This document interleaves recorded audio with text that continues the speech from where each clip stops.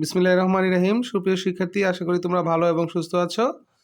আজ অনেকের রিকোয়েস্টে জীববিজ্ঞান প্রথম পত্রের এমসিকিউ এর জন্য তোমাদের সামনে উপস্থিত হয়েছি। আশা করি তোমরা ভিডিওটি ফার্স্ট টু লাস্ট দেখলে তোমাদের পরীক্ষায় কমন আসবে।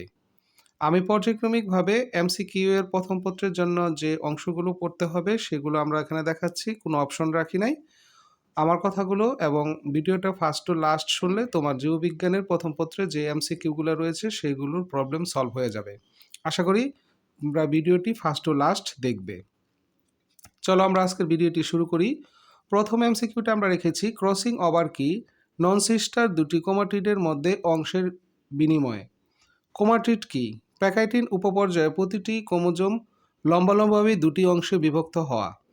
এক জোড়া ক্রোমোজোমে কয়টি ক্রোমাটিড থাকে? 2 জোড়া। ক্রসিং ওভারের মাধ্যমে দুটি ক্রোমোজোমের কয়টি ক্রোমাটিডের মধ্যে অংশের বিনিময় ঘটে? 2টি। হোমোলোগাস ক্রোমোজোম কি? মায়োসিস কোষ বিভাজনের প্রোফেজ পর্যায়ের জাইগোটিন উপপর্যায়ে দুটি করে ক্রোমোজোম থাকে, এদেরকে হোমোলোগাস ক্রোমোজোম বলা হয়। সিনেপসিস হল দুটি হোমোলোগাস ক্রোমোজোমের মধ্যে দুটি অর্থাৎ একটি মাতা হতে এবং অপরটি পিতা হতে আগত এরূপ জোড়া হওয়াকে সিনেপসিস বলে। হোমোলোগাস জোড়াকে কি বলা হয়? বাইব্রেন্ট। একটু বলে রাখি যে এখানে অনেকগুলো ক খ কমন পড়তে পারে তোমাদের, সেজন্য এই এমসিকিউ প্লাস ক খর অনেক উত্তর তোমরা এখান থেকে পেয়ে যাবে। আশা করি ভিডিওটি ধৈর্য সহকারে দেখবে।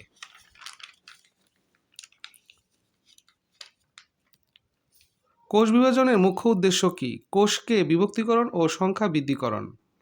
সাইটোপ্লাজমে বিভক্তি হওয়াকে কি বলা হয়? সাইটোকাইনেসিস। বিভাজনের মাধ্যমে মাতৃকোষ থেকে অপত্য কোষ সৃষ্টি হয়। কোষ বিভাজন হল অ্যামাইটোসিস, মাইটোসিস, মায়োসিস এবং আরেকটা তথ্য আছে, সেটা হচ্ছে মাইটোসিসকে সমীকরণিক বিভাজনও বলা হয়ে থাকে। কোষচক্রের জন্য আভ্যন্তরীণ উদ্দীপনা প্রদান করে কি? সাইক্লিন এবং সাইক্লিন ডিপেন্ডেন্ট কাইনোফেস যৌগ অর্থাৎ সিডিকে যৌগ। ইন্টারফেস অবস্থা কি? ইন্টারফেস অবস্থা হলো মাইটোসিস দশা থেকে পরবর্তী মাইটোসিস দশার মধ্যবর্তী সময়। সিপেন্ট যন্ত্রের বিষুবীয় অঞ্চলে ক্রোমোজোমে বিন্যস্ত হওয়াকে বলা হয় মেটাকাইনোসিস। কোষ বিভাজনের কোষ পর্যায়ে ক্রোমোজোমগুলো বিষুবীয় অঞ্চলে অবস্থান করে, তার নাম হচ্ছে মেটাফেজ।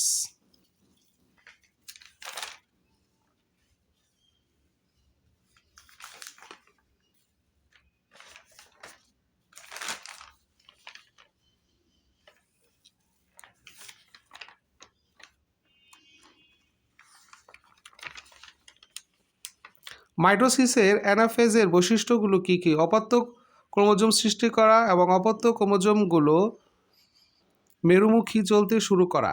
নিউক্লিয়াসের বিভাজনকে বলা হয় ক্যারিওকাইনোসিস। ক্রোমোজোমের খাটো এবং মোটা হওয়ার প্রক্রিয়াকে বলা হয় কনডেনসেশন। ডিএনএ অণুর যে জটিল কয়েলিং প্রক্রিয়ায় কনডেনসেশন ঘটে থাকে তাকে কি বলা হয়? Super coiling. কোনো টিস্যুর মোট কোষ সংখ্যা এবং মাইটোসিস বিভাজনরত কোষ সংখ্যার অনুপাতকে বলা হয় মাইটোটিক ইন্ডেক্স। অনিয়ন্ত্রিত মাইটোসিসের ফলে কি হয়? টিউমার এবং ক্যান্সার সৃষ্টি হয়। কি হলে টিউমার ও ক্যান্সার সৃষ্টি হতে পারে? কোষে যদি P53 নামক প্রোটিন ডিফেক্টিভ হলে। কোষচক্র বিনষ্টকারী জিন হল অকন্ডেনি। মায়োসিস কোষ বিভাজনে 2n কোষ হতে n হ্যাপ্লয়েড কোষ সৃষ্টি হয়, অর্থাৎ ক্রোমোজোম সংখ্যা অর্ধেকে হ্রাস পায়।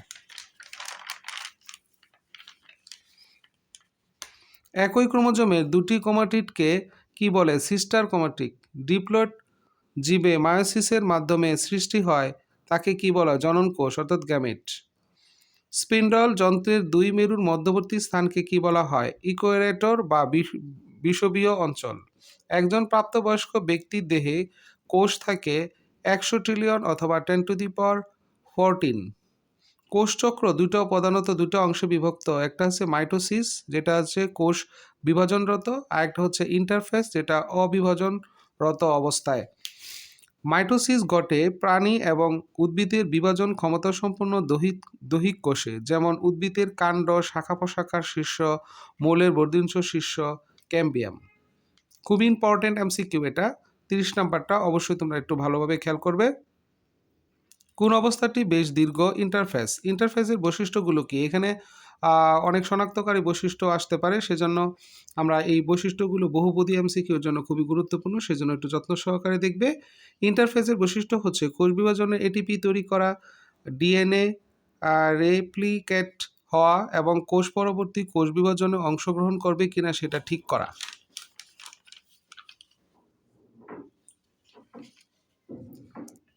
মাইটোসিস অ্যানাফিসের বৈশিষ্ট্য হলো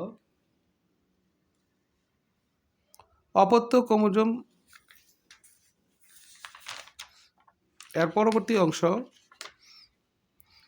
কোষচক্রের 90 থেকে 95 সময় ব্যয় হওয়া কোষীয় সংগঠনের বৃদ্ধি এবং সংখ্যাগত বৃদ্ধি ঘটা।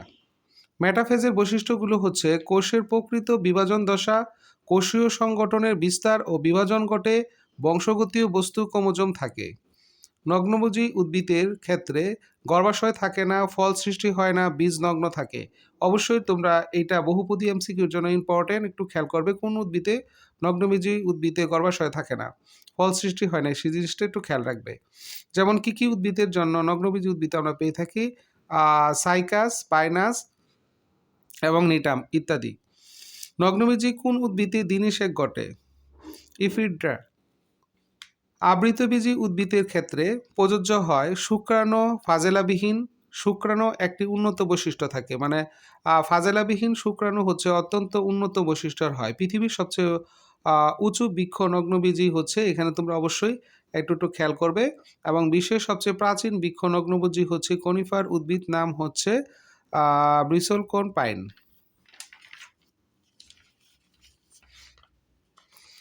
নগ্নবীজী উদ্ভিদের ক্ষেত্রে প্রযোজ্য হয় জাইলেম টিস্যুতে ব্যাসেল কোষ থাকে না।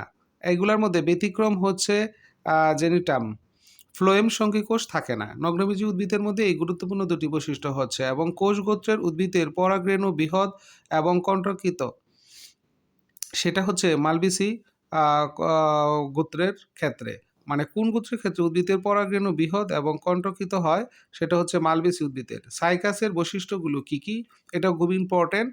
ফুলে গর্ভাশয় নেই, কোরালয়েড মূল বিদ্যমান থাকে এবং পাতা পক্ষল যৌগিক হয়।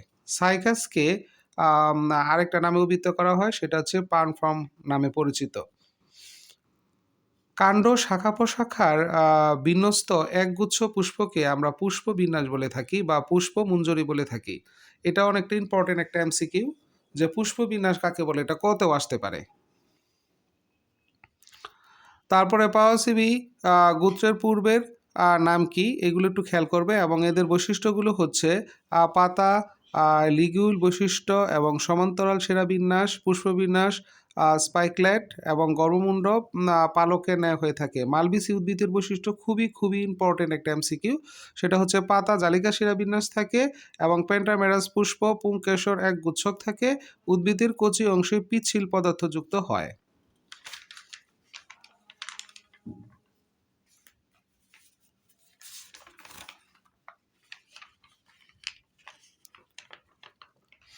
গর্ভাশয়ের যে টিস্যু থেকে ডিম্বক সৃষ্টি হয় তাকে কি বলা হয়?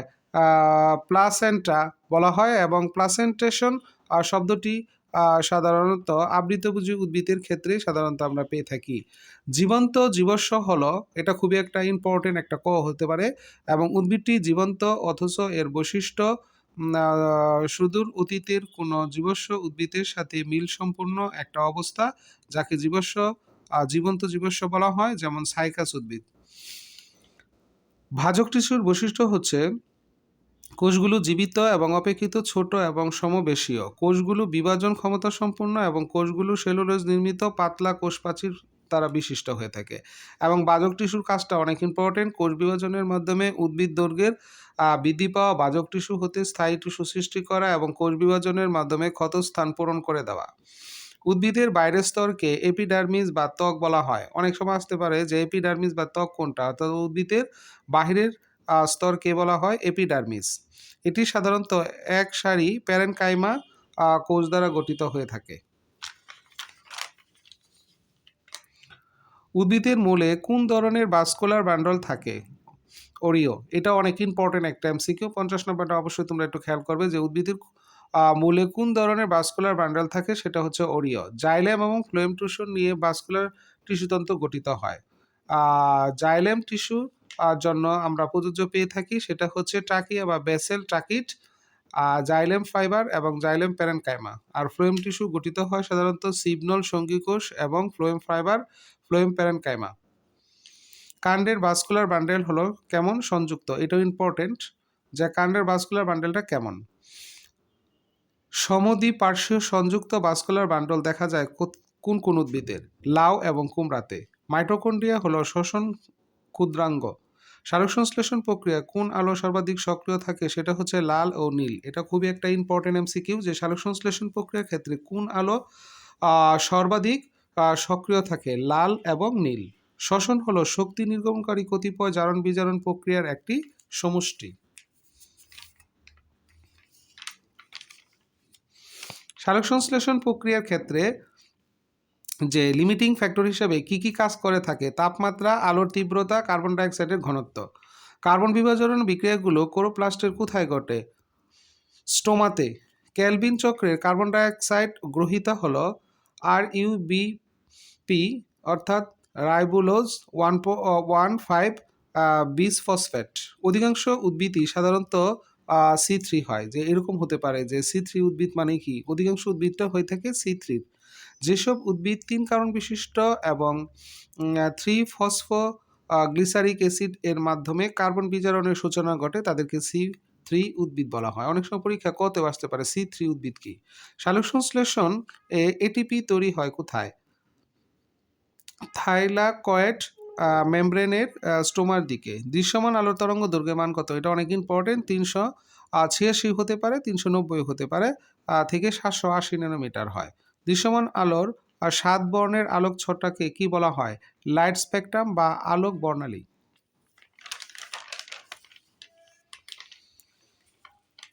পাতার অর্থাৎ কচিকাণ্ড, মূলের বীতি, পাপড়ি, বহিঃত্বকে অবস্থিত দুটি রক্ষীকোষ দিয়ে পরিবেষ্টিত সূক্ষ্ম রন্ধ্রকে সাধারণত পত্ররন্ধ্র বা স্টোমাটা বলা হয়। অনেক সময় আসতে পারে পত্ররন্ধ্র বা স্টোমাটা কাকে বলা হয়?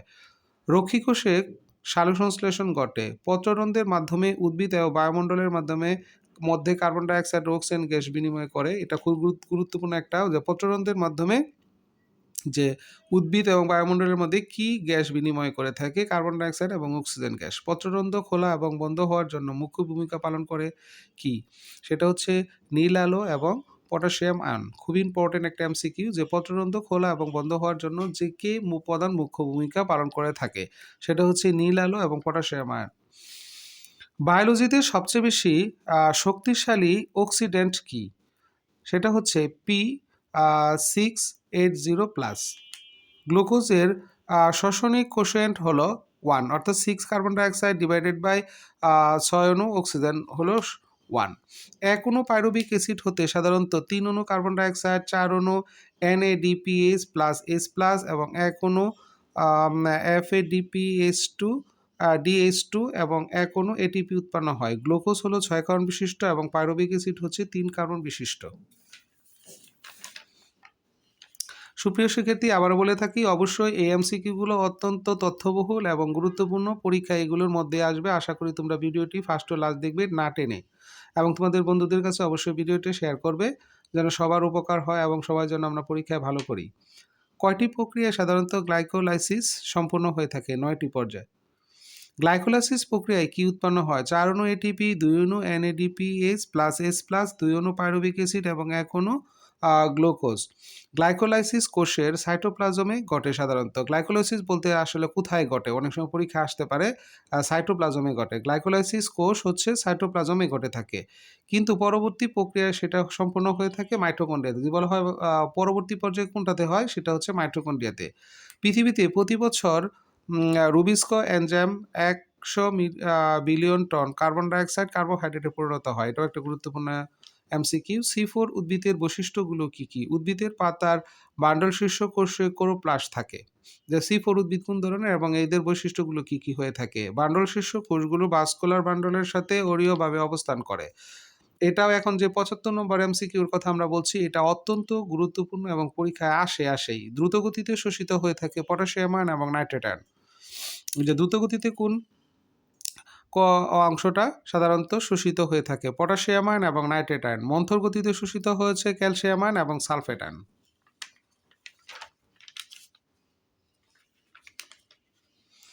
নিষেকের পর ডিম্বাণু কিসে পরিণত হয়? ভ্রূণে। এটাও খুবই ইম্পর্টেন্ট একটা এমসিকিউ। স্ত্রী গ্যামেটোফাইটের পূর্ণাঙ্গ ভ্রূণ থলিতে থাকে হচ্ছে ডিম্বাণুযন্ত্র এবং প্রতিপাদ নিউক্লিয়াস। এবং অনেক সময় পরীক্ষায় পূর্ণরূপ আসতে পারে BRRI, অর্থাৎ বাংলাদেশ রাইস রিসার্চ ইনস্টিটিউট, এটা হচ্ছে জয়দেবপুর গাজীপুরে অবস্থিত। এবং IRRI এর পূর্ণরূপ হচ্ছে ইন্টারন্যাশনাল রাইস রিসার্চ ইনস্টিটিউট, এটা ফিলিপাইনে অবস্থিত। আবৃতবীজী উদ্ভিদের ক্ষেত্রে জনন অঙ্গ হলো ফুল। দ্বিনিষেকে আবৃতবীজী উদ্ভিদের বৈশিষ্ট্য। দ্বিনিষেকটা সাধারণত আবৃতবীজী উদ্ভিদের জন্যই গুরুত্বপূর্ণ বৈশিষ্ট্য হিসেবে পালন করে। দ্বিনিষেক কাকে বলা হয়? এটাও কতে পরীক্ষা আসতে পারে। একই পর্যায়ে ডিম্বাণুর সাথে একটি পুং গ্যামেটের মিলন এবং সেকেন্ডারি নিউক্লিয়াসের সাথে অপর পুং গ্যামেটের মিলন প্রক্রিয়াকে দ্বিনিষেক বলা হয়। অবশ্যই তোমরা এই সংজ্ঞাটাকে ভালোভাবে আয়ত্ত করবে। এখানে আমাদের বিভিন্ন রকম এমসিকিউ রয়েছে, সেটা তোমরা অবশ্যই গুরুত্বের সাথে দেখবে। নিচের কোনটি মালবেসি গোত্রের বৈশিষ্ট্য? পরাগধানী বৃত্তাকার। গ্লুকোজ 6 ফসফেট থাকে, সেটা থেকে আমরা গ্লুকোজ 6 ফসফেট। এই প্রক্রিয়া কোন এনজাইম দ্বারা প্রভাবিত হয়? সেটা হচ্ছে আইসোমারেজ। কোনটিতে মিওসিস ঘটে? জনন মাতৃকোষে। খুবই ইম্পর্টেন্ট এমসিকিউ। অবশ্যই তোমরা এটা ভালোভাবে দেখবে এবং সেক্ষেত্রে অবশ্যই যেন তোমরা A to Z দেখো। সাইকাসের বৈশিষ্ট্য, আরও আমরা কয়েকটা গুরুত্বপূর্ণ বৈশিষ্ট্যের কথা এখানে বলছি। ট্রান্সফিউশন, টিস্যুর উপস্থিতি এবং হ্যাপ্লয়েড সাম্যের সৃষ্টি করা। অক্সালো অ্যাসিটিক অ্যাসিড কয় কার্বন বিশিষ্ট হয়ে থাকে? 4 কার্বন বিশিষ্ট। কোন উপাদানটি উদ্ভিদের ক্যাটায়ন হিসেবে শোষণ করে থাকে? সেটা হচ্ছে পটাশিয়াম। এবং কোনটি গ্লুকোজের সাথে সমপরিমাণভাবে যুক্ত সুক্রোজে গঠিত করে? সেটা হচ্ছে ফ্রুক্টোজ। কোন উপাদানটি মাইক্রোমৌল? সেটা হচ্ছে কপার। কোন কোডটি অ্যামাইনো অ্যাসিডবাহী টিআরএনএ নেই? সেটা হচ্ছে UAA। ফ্লাজেলাবাহী স্পোরকে কি বলা হয়? জুস্পার। সালোকসংশ্লেষণে আলোক পর্যায় সংঘটিত হয় কোনটিতে? থাইলাকয়েড। কোন আলোতে সবচেয়ে বেশি সালোকসংশ্লেষণ করে থাকে? লাল। এর আগে আমরা এটা দিয়েছি এবং দুইটাও খুবই গুরুত্বপূর্ণ। কার্বোহাইড্রেট থেকে ল্যাকটিক অ্যাসিড উৎপন্ন হয় কেন? সালোকসংশ্লেষণ প্রক্রিয়া সাধারণত এটা উৎপন্ন হয়ে থাকে। গ্লুকোজের আলফা লিঙ্কেজ হাইড্রোক্সি যুক্ত থাকে, সেটা হচ্ছে 1 নং কার্বনের নিচে থাকে। নিচের কোনটিতে সাধারণত বায়োলজিক্যাল কয়েন থাকে? এটিপি। বায়োলজিক্যাল কয়েন থাকে এটিপিতে। ইন্টারফেস দশা গড়ে থাকে ডিএনএর প্রতিপালন এবং মাইক্রোটিউবিলিস সৃষ্টি করে। টাইকার্বক্সিলিক চক্র সাধারণত ক্রেবস চক্র।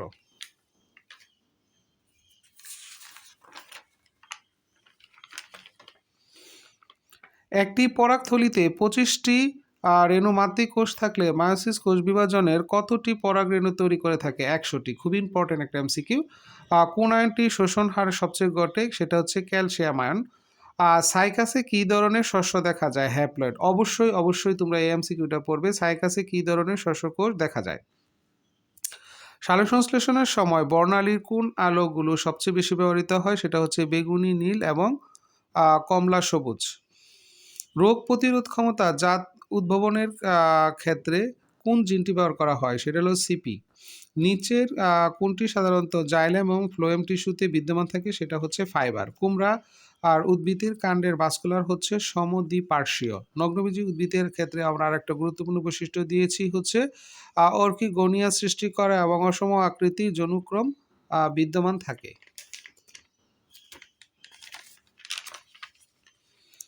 মালবেসি গোত্রের জন্য অম্র বিন্যাস কোন ধরনের হয়ে থাকে?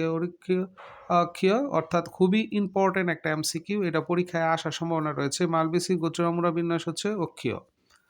পাতার ক্লোরোফিল অণু সৃষ্টির জন্য কোন মৌলটি অপরিহার্য? সেটা হচ্ছে ম্যাগনেসিয়াম। ডিম্বাণু যন্ত্র কত নিউক্লিয়াস বৈশিষ্ট্য হয়ে থাকে? সেটা হচ্ছে 8 নিউক্লিয়াসের। একবীজপত্রী মূলের অন্তর্গঠনের শনাক্তকারী বৈশিষ্ট্য হচ্ছে ভাস্কুলার বান্ডেল অরীয় প্রকৃতির হয়ে থাকে। এই এমসিকিউগুলো অবশ্যই অত্যন্ত গুরুত্বপূর্ণ এবং পরীক্ষা আসার মতো অবশ্যই তোমরা ভালোভাবে এক্সারসাইজ করবে। যৌগিক পাতাযুক্ত উদ্ভিদ নয় হচ্ছে জবা। ফ্লাজেলাযুক্ত স্পোর কী নামে পরিচিত? সেটা হচ্ছে জোস্পোর। নিচের কোনটিতে কোন চিনিকে সাধারণত অ্যালকোহলে রূপান্তরিত করা হয়? অর্থাৎ স্যাকারো মাইসিসে ঘটে চিনিকে অ্যালকোহলে রূপান্তরিত করে। ক্লোরোফিলের সাহায্যে সূর্যের আলো ব্যবহার করে এডিপি থেকে এটিপি সৃষ্টি করার প্রক্রিয়াকে বলা হয় ফসফোরাইলেশন। অবশ্যই তোমরা এমসিকিউটা দেখবে যে ক্লোরোফিলের সাহায্যে সূর্যের আলো ব্যবহার করে যখন এডিপি থেকে এটিপি সৃষ্টি করে তখন তাকে কি বলা হয়? ফটোফসফোরাইলেশন। জেনেটিক্যালি নিয়ন্ত্রিত কোষ মৃত্যুকে কি বলা হয়? অ্যাপটোসিস।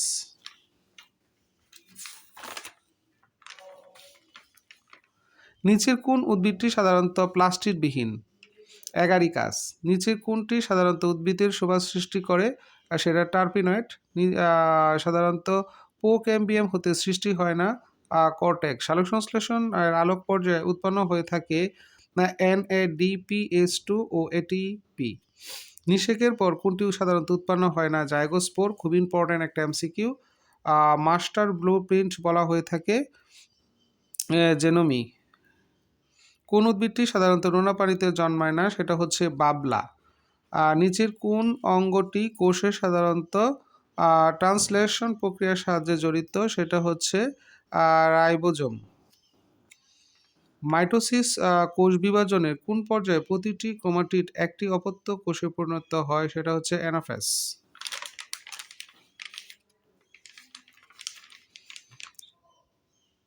গ্লুকোজ সম্বন্ধে সত্য নয় হলেও সাধারণত কোনটি? একে আখের চিনি বলা হয়ে থাকে এবং ভিটামিন সি তৈরিতে প্রয়োজন হয় না। বিশ্বের সবচেয়ে ক্ষুদ্রতম আবৃতবীজী উদ্ভিদের বলা আমরা আগে এরপর লিখছি। এই জিনিসটাও তোমরা একটু খেয়াল করবা। এর আগেও আমরা এটা এমসিকিউটা দিয়েছি, তারপর একটু হাইলাইটস করার জন্য আমরা এটা দিলাম। মাইটোসিস কোষ বিভাজনের সময় সিন্ডেল যন্ত্রের বিষুবীয় অঞ্চলে ক্রোমোজোমের বিন্যস্ত হওয়াকে বলা হয় মেটাকাইনোসিস। ক্যান্সার রোগ সৃষ্টি করার জন্য সাধারণত ফেরন ব্যবহৃত হয়। হ্যাজনেক চক্রের প্রথম স্থায়ী যৌগ কোনটি? অক্সালো এসিটিক অ্যাসিড।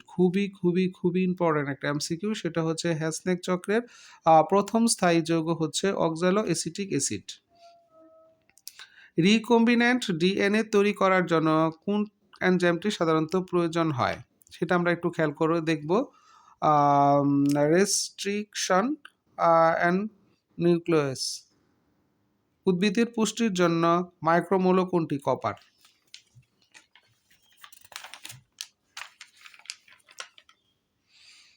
স্টার্চকে ম্যালটোজে পরিণত করার জন্য কোন এনজাইমটি সাধারণত ব্যবহার করা হয়? সেটা হলো ডায়াস্টেজ নামক এনজাইম। পরাগরেণুর বাইরের পুরো শক্ত এবং কিউটিনযুক্ত একককে সাধারণত কি বলে? এক্সাইন। এটা খুবই ইম্পর্টেন্ট একটা এমসিকিউ। ডিম্বক নাড়ী নিষেকের পর কিসে পরিণত হয়? বীজের বোটা। সাইকাস উদ্ভিদের বৈশিষ্ট্য হচ্ছে পক্ষল যৌগিক পত্র বিশিষ্ট হয়ে থাকে। উদ্ভিদের কোষের সাইটোপ্লাজমের সর্ববৃহৎ অঙ্গটির নাম হচ্ছে, অবশ্যই তোমরা এটা একটু দেখবে। জেনেটিক্যালি নিয়ন্ত্রিত কোষ মৃত্যুকে বলা হয় অ্যাপোপ্টোসিস। নিচের কোনটি মানুষের শরীরের জন্য অত্যাবশ্যকীয় অ্যামাইনো অ্যাসিড নয়? গ্লাইসিন মানুষের শরীরের জন্য খুবই গুরুত্বপূর্ণ নয়। গাজরের মূলে সাধারণত নিচের কোনটি থেকে? ক্রোমোপ্লাস্ট। মায়োসিস কোষ বিভাজনের উপপর্যায়ে কোনটি তৈরি হয়? প্যাকাইটিন।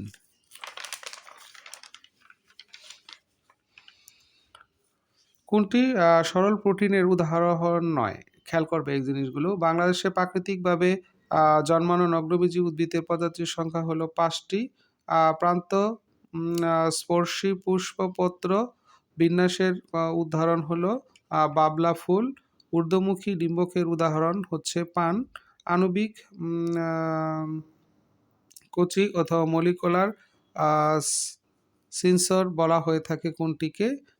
Restriction enzyme. প্রোটিন সঞ্চয়কারী নিউক্লিওপ্লাস্টকে কি বলা হয়? কিউরোপ্লাস্ট। মিউটন কি? মিউটন হচ্ছে জিন মিউটেশনের একটা একক।